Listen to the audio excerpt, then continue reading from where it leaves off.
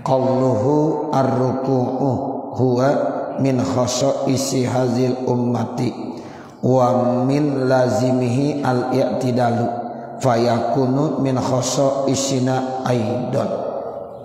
Segenap para asatizah, para tokoh masyarakat, para bapak, para ibu, hadirin hadirat jamaah majelis taklim dan muzakarah mushola al-makmur, mudah-mudahan kita semua selalu mendapatkan limpahan rahmat, barokah, ismah, inayah serta ridhonya Allah Subhanahu wa taala. Amin ya rabbal alamin. Bersyukur kita kepada Allah Subhanahu wa taala di kesempatan pagi hari ini kembali kita dipertemukan oleh Allah. Mudah-mudahan pertemuan kita di tempat ini dicatat sebagai pertemuan yang penuh dengan rahmat dan kasih sayang Allah. Mudah-mudahan menjadi sebab dosa-dosa kita diampunkan oleh Allah Subhanahu wa taala. Urusan-urusan kita dikasih kemudahan oleh Allah Subhanahu wa taala. Selawat serta salam semoga tetap tercurahkan untuk baginda junjungan kita Nabi besar Muhammad sallallahu alaihi wasallam.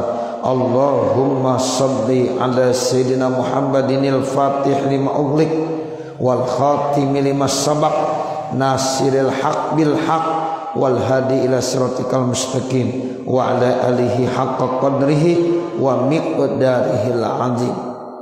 Materi kita pada pagi hari ini bicara masalah ruku.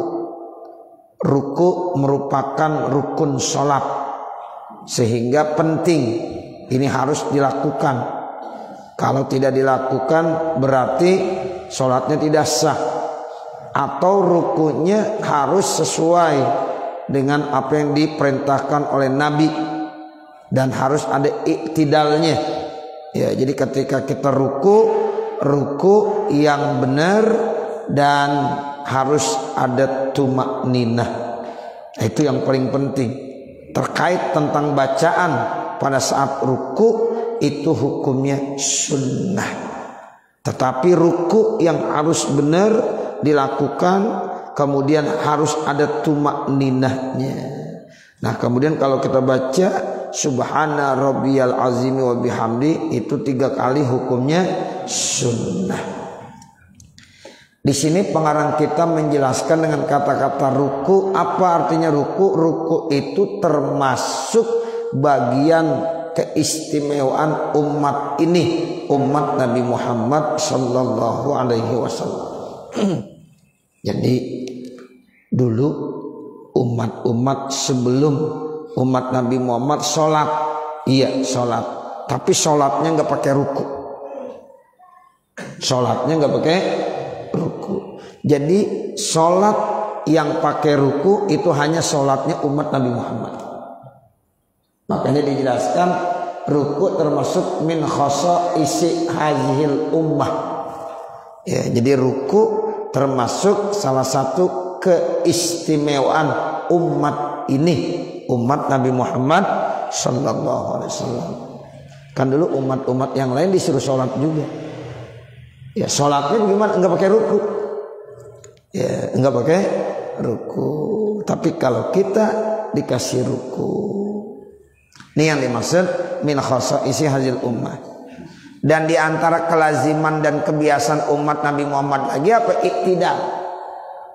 Iktidal pun termasuk salah satu ciri keistimewaan umat Nabi Muhammad.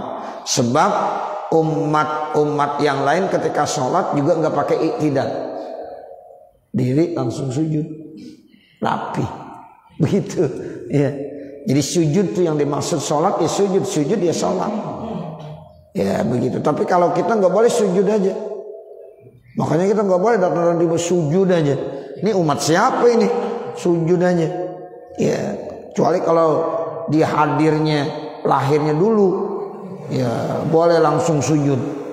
Ya, kalau umat Nabi Muhammad sholatnya ada ruku, ada iktidal.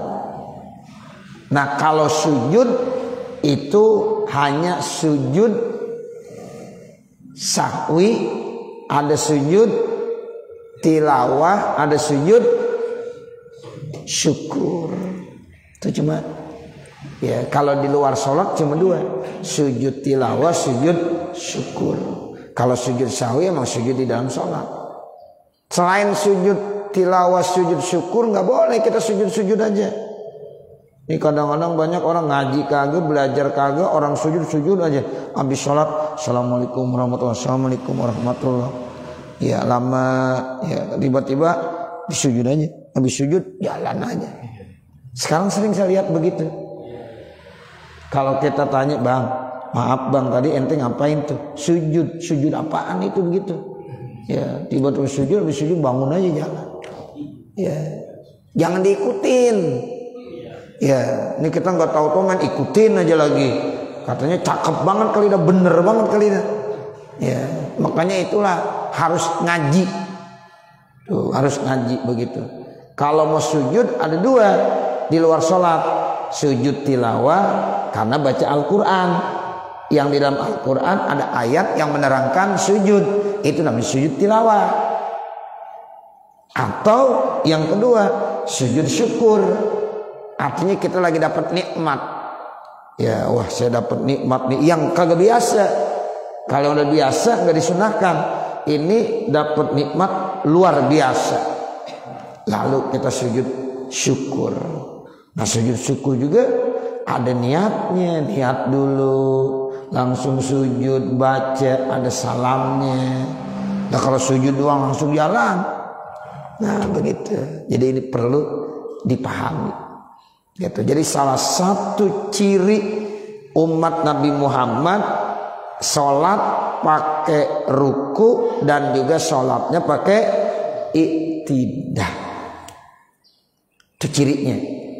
Kalau dulu umat-umat yang terdahulu sebelum umat Nabi Muhammad diperintahkan sholat, ada yang cuma 2 rakaat, ya sehari semalam, tapi sholatnya tidak pakai ruku dan tidak pakai iktidal. Paham ya Pak? Ya, seperti itu. Wa amma qauluhu ta'ala, adapun firman Allah Subhanahu wa ta'ala, warka'i ma'ar raki'in, dan rukuklah kamu bersama orang yang ruku. Itu maksudnya apa warka'i? Nah itu kan mukhatabnya kepada perempuan, warka'i ma'ar raki'in. Fal muradu birruku'i, maka yang dimaksud dengan ruku al khusyu'u, khusyuk. Jadi bukan ruku yang kita lakukan sholat sebagai umat Nabi Muhammad. Ya kalau kita ruku kan begitu tuh, bongkok. Ya itu ruku begitu. Tapi yang dimaksud warka'i ma'ar raki'in itu bukan ruku begitu, karena ruku itu belum dikenalin. Ya di umat-umat yang sebelum Nabi Muhammad. Makanya ketika ya ada firman Allah dimaksud warka'i ma'ar raki'in, itu adalah ruku maknanya khusyuk. Jadi kalau sholat rukuklah, khusyuklah, begitu. Wa bisujudi, dan dengan kata kasar sujud, apa artinya sujud? As-sholatu, yaitu sholat. Kaqaulihi ta'ala wa idbarus sujudi. Tuh, idbarus sujud itu artinya setelah sholat. Wabil kunuti, yang dimaksud dengan kunut apa? Idamatut ta'ati, terus menerus taat. Itu namanya kunut. Bukan yang maksud kunut Allahumma dini fiman hadait wa afini fiman apait, tetapi kunut yang dimaksud idamatut ta'ah, terus menerus kita melakukan ketaatan kepada Allah Subhanahu wa ta'ala. Kalau kunut yang kita baca kalau habis sholat, ya kalau kita baca dalam sholat subuh, itu khosois, keistimewaan buat umat Nabi Muhammad. Makanya ciri kita, ciri orang yang ahlu sunnah wal jamaah, kalau sholat pakai kunut. Ya, di Al-Ma'mur pakai kunut nggak? Yo pakai. Iya, begitu. Kalau habis sholat baca zikir, zikirnya jahar, keras, kedengaran. Itu cirinya ahli sunnah wal jamaah. Nah begitu. Makanya pertahankan tuh. Ya kalau sholat subuh pakai kunut, Kalau habis sholat zikirnya jahar, la ilaha illallah wahdahu la syarikalah lahul mulku wa lahul hamdu yuhyi wa yumitu wa huwa ala kulli syai'in qadir. Keras. Imam bacanya kedengeran, makmum bacanya kedengeran. Itu ciri ahli sunnah wal jamaah. Gampang caranya. Kalau kita datang ke tempat-tempat orang yang sholat subuh pakai kunut, tuh ahli sunnah wal jamaah. Kalau kita datang sholat, habis sholat baca zikir jahar, tuh ahli sunnah wal jamaah. Kalau kita datang ke jamaah malam suka tahlil, kalau ada yang kematian, tuh ciri ahli sunnah wal jamaah, ya tahlilan. Nah begitu. Kalau bulan maulid pada baca maulid, ya di sana maulid, di sini maulid, bahkan bukan maulid aja pada maulid, itu ciri ahli sunnah wal jamaah. Nah kalau ya orang baca maulid bid'ah, orang baca zikir habis sholat jahar bid'ah. Nah itu hati-hati yang begitu ya. Jadi kita nggak begitu tuh ya Bapak Saudara ya. Itu ciri umat Nabi Muhammad istimewa, sholatnya pakai ruku, pakai iktidal gitu. Kalau sujud emang dari dulu memang sujud ya sholat ya sujud. Jadi orang-orang sebelum umat Nabi Muhammad kalau sholat ya sujud gitu. Tapi kalau kita ada ruku, ada iktidal. Nah sujud dilanjutin ya, sempurna kita sebagai umat Nabi Muhammad ya. Sholat ada sujud, ada ruku, ada iktidal ya, ada berdiri seperti itu. Kaqaulihi ta'ala, seperti firman Allah Subhanahu wa ta'ala, amman huwa qanitun ana al-laili sajidan wa qa'iman. Tuh ada kata-kata qanitun di situ, kunut. Apakah ya dia itu yang qanit, artinya qanit yang terus menerus taat baik di waktu malam, kemudian dia juga sujud dan dia berdiri. Tuh, jadi kata-kata qanitan di sini ya terus menjalankan ketaatan kepada Allah. Caranya bagaimana? Dia sujud, dia berdiri. Jadi sholat orang-orang dulu sebelum umat Nabi Muhammad diri sama sujud. Itu begitu aja. Tidak ada iktidal, tidak ada ruku. Wa amal qaulu, adapun ucapan bi annal murada birruku'i, bahwasanya yang dimaksud dengan ruku fil ayat, di dalam ayat as-salatu salat, papihi iskalun, maka di dalamnya itu ada muskil, ada kesulitan, ada problem. Yu'lamu, itu dapat diketahui minku, dari kitabku, itu hasyiyah. Wa awalu salatin rakafi hal Mustafa, dan awal salat Rasulullah SAW, di dalam salat itu ada rukuknya, yaitu al-asru, yaitu salat asar, subaihatal isra, yaitu setelah melaksanakan isra. Jadi Nabi salat pakai ruku. Yang pertama salat asar. Salat zuhurnya Nabi belum pakai ruku, subuh belum. Jadi Nabi ini Bapak Ibu Saudara Isra Mi'raj. Habis Isra Mi'raj pulang, subuh dari rumah kan? Karena memang Isra Mi'raj sebentar, lailan, di sebagian malam. Subhanalladzi asra bi'abdihi lailam minal masjidil harami ilal masjidil aqsa. Terus di situ ada ayat bilang lailan, artinya lailan sebentar, di malam hari enggak lama. Jadi subuh dari rumah, Nabi subuh dari rumah. Dan Nabi belum ngerjain sholat subuh. Kenapa? Belum diajarin sama Allah melalui malaikat Jibril. Nah zuhur malaikat Jibril udah datang dan ngajarin. Cuma sholat zuhurnya belum pakai ruku. Karena memang dulu begitu. Sholat umat-umat yang tadi nggak pakai ruku. Jadi sholat zuhurnya Nabi udah sholat 4 rakaat, tapi nggak pakai ruku. Nah awal Nabi sholat pakai ruku, sholat asarnya. Nah pas pakai ruku tuh asar. Jadi pas banget asar Jibril datang lagi ngajarin 4 rakaat juga. Nah itu sholatnya pakai ruku. Maghrib pakai, terus begitu. Ya, ini yang dimaksud ruku termasuk khosois, keistimewaan buat umat Nabi Muhammad sallallahu alaihi wasallam. Fayakunu sholat zuhra, maka adalah Nabi sholat zuhur qablaha, sebelumnya, bila rukuin, tanpa ruku. Itu keterangannya begitu. Jadi Nabi sholat zuhurnya berarti belum pakai ruku. Kok nggak pakai ruku? Ya belum diajarin oleh malaikat Jibril. Dan kebiasaan umat-umat yang semua sholatnya nggak ada ruku. Nah baru sholat asar ada ruku. Makanya disebut ruku termasuk ciri ya daripada umat Nabi Muhammad. Ya kalau umat sebelumnya benar diperintahkan sholat, tapi sholatnya tidak pakai ruku.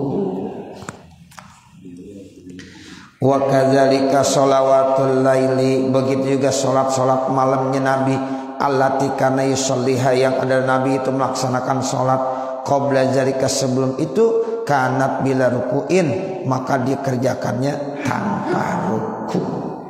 Nabi sebelum Isra Mi'raj udah melaksanakan sholat malam. Tuh, belum ada sholat zuhur, belum ada sholat asar, belum ada sholat maghrib, isya dan subuh. Karena belum belum ada perintah sholat, belum terjadi Isra Mi'raj. Nah sebelumnya Nabi sholat malam. Karena memang sholat malam udah dikenal dari zaman sebelum Nabi Muhammad, gitu. Tapi sholat malamnya tidak pakai ruku, diri sujud, begitu Pak cara sholatnya. Nah setelah ya Isra Mi'raj baru malaikat Jibril mengajarkan, itu pun waktu sholat asar pakai ruku. Ya, zuhurnya itu belum pakai ruku. Sholat malam Nabi yang dikerjakan sebelum terjadi Isra Mi'raj itu pun dikerjakan bila ruku, tanpa ruku. Kama fi Hasyim Anis-Suyuti, sebagaimana dijelaskan dalam kitab Hasyiyah Bujairimi ya dari ya penjelasan Imam Jalaluddin As-Suyuti. Jadi Imam Jalaluddin As-Suyuti menjelaskan di dalam kitabnya Bujairimi, ya di situ dijelaskan ya dalam kitab Bujairimi ada perkataan Imam Jalaluddin As-Suyuti bahwa memang Nabi sholat malam sebelum Isra Mi'raj ya itu tanpa ruku. Selesai data terkait ya sejarah tentang ruku, kita jadi tahu seperti itu. Qauluhu, bermula perkataannya, wa aqalluhu, minimalnya, ai lil qaimi, bagi orang yang berdiri sholatnya, ya amma lil qaidi, adapun untuk orang yang duduk, fa aqalluhu, maka minimalnya fi haqi, dalam haknya, antu hazia jabhatahu, dia sudah mengepasi jabhahnya ya jidatnya, amama rukbataihi, yaitu di depan ya lututnya. Jadi kalau kita sholat sambil duduk, yang penting jidat kita udah searah dengan lutut kita, juga udah namanya ruku. Kita sholat di pesawat misalnya, ya itu sambil duduk, Allahu Akbar, ini posisi duduk, baca Fatihahnya begini. Ntar ketika mau ruku ya Allahu Akbar, minimal nih jidat kita udah sejajar dengan dengkul kita, udah sah. Itu minimalnya begitu. Wa akmaluhu, yang paling sempurna, muhazatuha mahala sujudihi, maka dia ngepasinnya ke tempat sujud. Kalau ya untuk maksimalnya lebih dibongkokkan lagi sehingga ngepasin tempat sujud. Tempat sujud di mana? Di sini. Nah, dipasin begitu. Nah, nanti kalau giliran sujud dibongkokin lagi. Itu bedanya ruku sama sujud pada saat kita sholat sambil duduk. Ya, jadi kalau nih jidat kita udah searah dengan dengkul kita udah boleh. Kalau yang paling sempurna jidat kita udah sejajar dengan tempat sujud kita. Nah, pada saat kita sujud kita tundukkan lagi, lebih kita bongkokkan. Itu posisi ruku dan sujud saat kita sholat sambil duduk. Qauluhu yaitu perkataannya ayan haniyah, yaitu dibongkokkan, ayakinan. Jadi kalau kita lagi sholatnya berdiri, nah kita mau ruku dibongkokkan, ya yakin, auzanan atau asumsi, dugaan. Kalau syaka, kalau seandainya ragu, halin hana, apakah dia udah membongkokkan, ya qadron satu ukuran, qadron ya, ya qadron satu ukuran, tasilu bihi rohitahu, yang sampai rohitah, nih dua telapak tangannya, ya rukbataihi, sampai kepada dua lututnya. Jadi minimal orang kalau ruku posisi kita lagi berdiri, ini dua telapak tangannya sampai kemana? Ke dua lututnya. Walaupun kagak disampaikan, tapi ukurannya udah sampai, udah sah. Nah begitu. Jadi minimal nih, minimal ya. Ya orang kalau ruku, kalau dia udah begini nih, ini udah begini nih, nih kan udah sampai nih tangan. Ini rohah namanya. Dua telapak tangannya udah sampai ke lututnya. Nah ini udah ruku namanya nih, udah ruku. Walaupun ya di kagak sampein. Ini kan masih begini nih. Itu namanya udah sampai. Tapi kalau begini belum sampai, belum boleh. Ada orang ruku begini. Kalau ruku begini nih tangannya belum sampai ke dengkul. Nah liatin, tuh.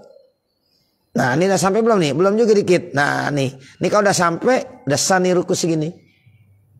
Minimal. Tapi sempurnanya sampein. Tuh begitu. Ya. Itu sempurnanya. Tapi minimal kalau ada orang udah begini nih, ya udah sampai nih. Oh udah sampai tuh. Ya, ini udah begini nih. Boleh dan ini di ruku, namanya sah rukunya. Ya, ini akal minimalnya begitu. Tapi akmalnya, sempurnanya disampaikan. Kemudian matanya lihat tempat sujud. Kemudian punggungnya nih ya lurus. Kalau seandainya kita taruh gelas di sini tidak tumpah. Ya, kenapa? Karena lurus seperti papan gitu. Papan lurus. Nah itu begitu. Ya, itu namanya akmal. Sempurnanya ya ruku seperti itu.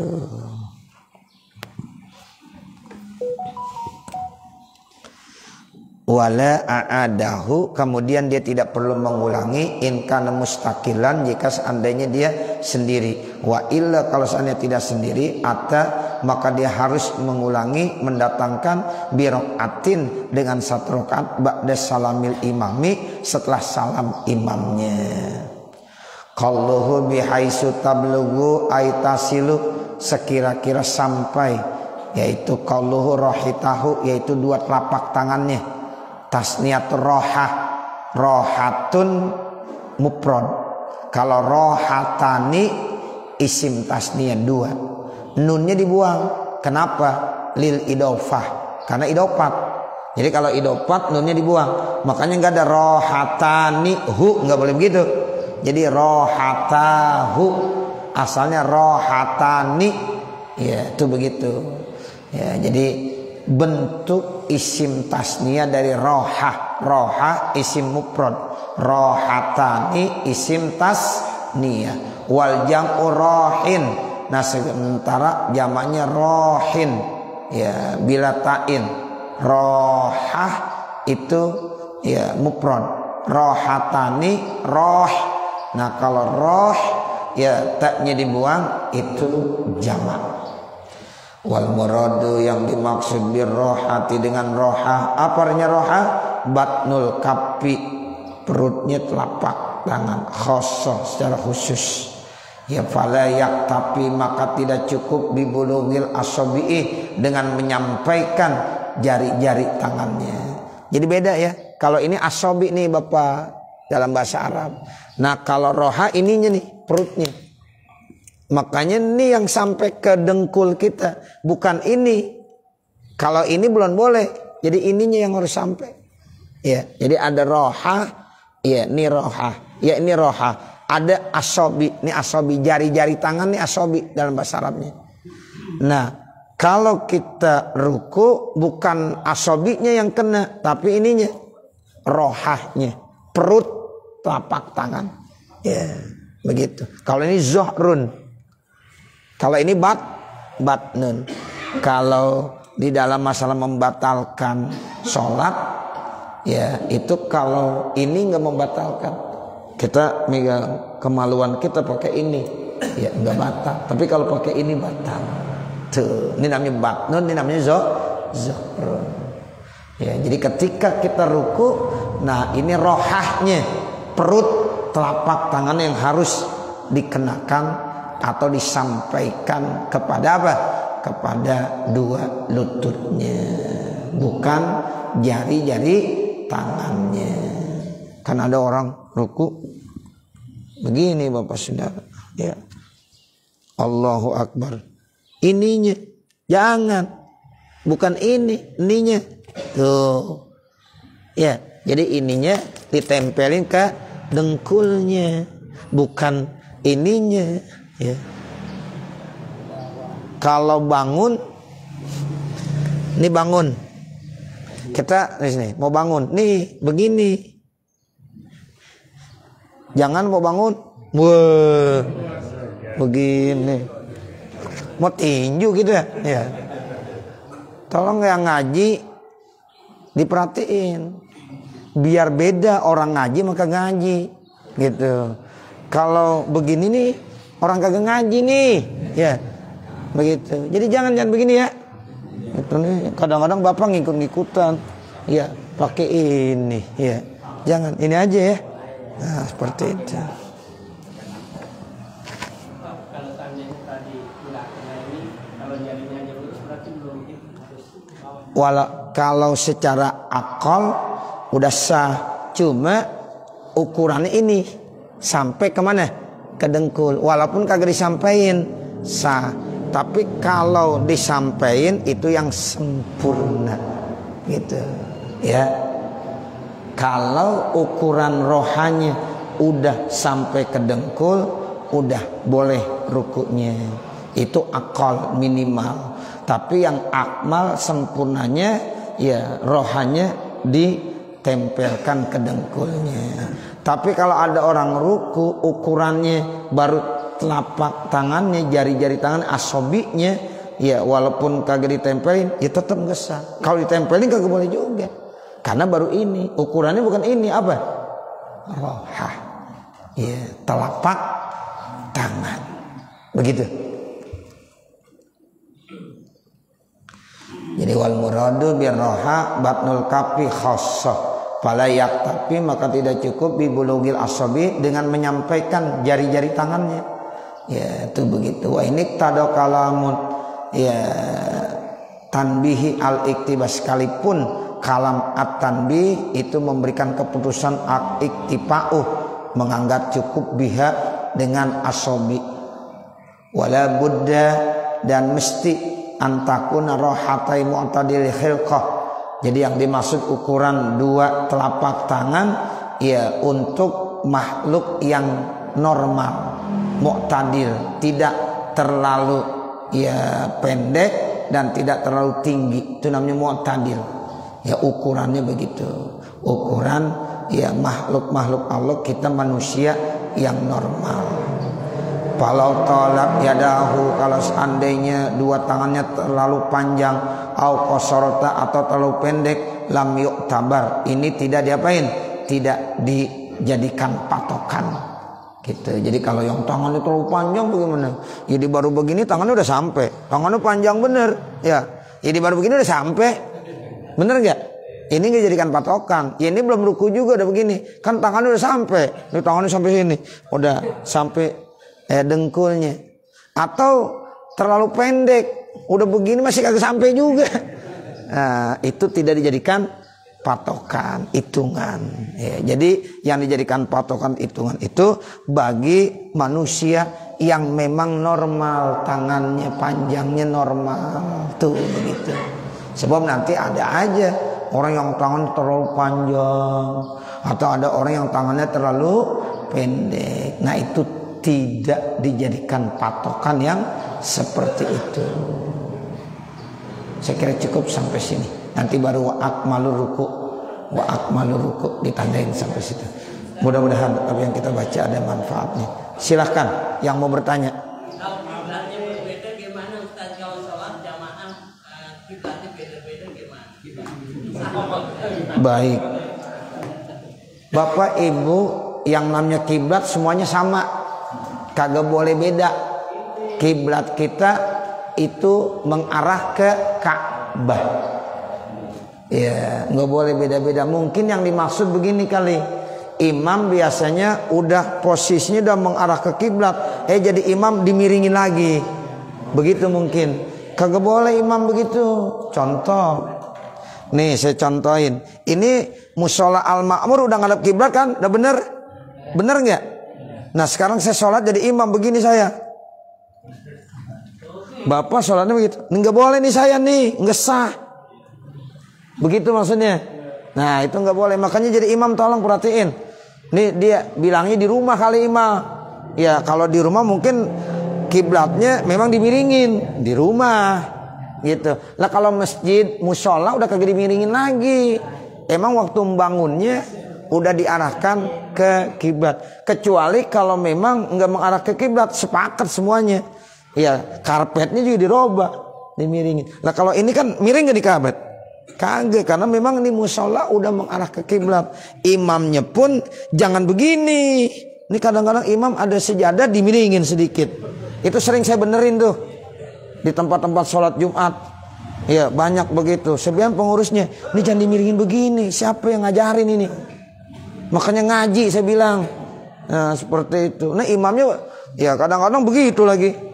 Disangkanya ini jadi imam di rumahnya. Nah begitu. Jadi mungkin yang dimaksud begitu. Enggak boleh. Ya, jadi harus sama. Ya, yang namanya kiblat harus sama posisinya. Imamnya begitu, makmumnya begitu. Kalau imam begini, ya makmum semuanya begini. Ya, jangan makmum begini, lah imam begini. Ya, nah ini kesalahan di imam. Ya, nah seperti itu. Iya, jadi miring ntar. Ya bukan topi miring aja berarti. Nah, begitu. Kan biasanya kita lihat ada topi miring. Nah, ini imam miring berarti. Ya, jangan ya. Tuh begitu. Satu lagi ya. Silakan. Ada jemaah yang menungguin rakaat ketiga dan keempat. Bagaimana ya rakaat yang pertama dan kedua dan dia ngikutin jemaah. Iya. Ya sayang kagak dapet ya keutamaan takbiratul ihram. Begitu. Sholatnya ya sah. Ya, imam sholat rakaat pertama dicantai aja masih ngobrol. Ya, rakaat kedua, udah rakaat ketiga dia baru sholat gitu maksudnya. Ya, udah juga Allahu Akbar. Ya sah sholatnya. Cuma tidak sesempurna pahala yang didapatkan pada orang yang langsung sholat. Ngapain kita? Ya udah ketahuan imam udah sholat, ya udah langsung sholat. Allahu Akbar, ya kita sholat. Bahkan kalau kita datang imam lagi ruku, kita langsung ruku. Kita datang imam lagi sujud, langsung sujud aja. Nggak usah nungguin. Biarin dibangun dulu santai dulu. Ya, disuitan dulu ya. Jangan. Ya, kita sampai imam lagi sujud, langsung aja Allahu Akbar, sujud. Begitu, itu yang bagus. Tapi kalau seandainya ya rakaat pertama dia udah ada, dia kagak ngikutin, rakaat kedua dia udah ada yang gak ngikutin, rakaat ketiga baru ngikutin. Ya selama dia masih ngikut ya udah sah. Cuma tadi sayang 2 rakaat kosong begitu. Ya. bukan masalah miringnya, ya ngadep arah kiblatnya kemana, begitu. Kalau memang yakin, oh ini kiblatnya ke sini nih Bu, ya udah kita miringin. Oh ternyata kiblatnya ke sini, ya miringnya ke sini. Oh ternyata emang udah lurus, ya lurus. Artinya patokan kiblatnya kemana, begitu. Tapi umumnya memang agak miring ke situ, ya begitu, ya. Jadi bukan berarti udah main miring-miringin aja, tapi kita harus tahu dulu, nih rumah kita arah kiblatnya kemana, gitu Bu ya. Oh ternyata nih rumah kita arah kiblatnya ke sini nih Bu, dikit miring. Ya kita begini sejarah kita. Tapi kalau ternyata kita ukur, oh arah kiblatnya segini udah, ya udah segini juga. Oh ternyata arah kiblatnya ke sini, ya ke sini. Ya kan rumah beda-beda ya. Nah begitu ukurannya. Tapi kalau masjid musola itu memang sebelum bangun udah benar-benar ya diarahkan ke kiblat bangunannya sehingga aman, udah kita nggak usah bingung. Nah begitu. Tapi kalau di rumah ya menurut kondisi rumahnya masing-masing, arahkan ke kiblat semuanya sejadahnya. Ya mungkin ada yang miring ke kanan, ada yang miring ke kiri. Ya tergantung letak rumah tersebut. Itu ya Bu. Ya. Ya. Kan di pesawat nih, kan itu ada meja ininya. Sering lihat orang sujudnya di situ. Kan ada meja makan, jadi sujudnya di situ aja, jadi jangan. Jadi itu tutup. Dia lebih dibongkokkan. Sebab kalau ini meja di gitu enggak, iya, dia masih agak tinggi gitu. Jadi lebih dibongkokkan sehingga mejanya masukkan aja. Nah seperti itu. Cukup baik.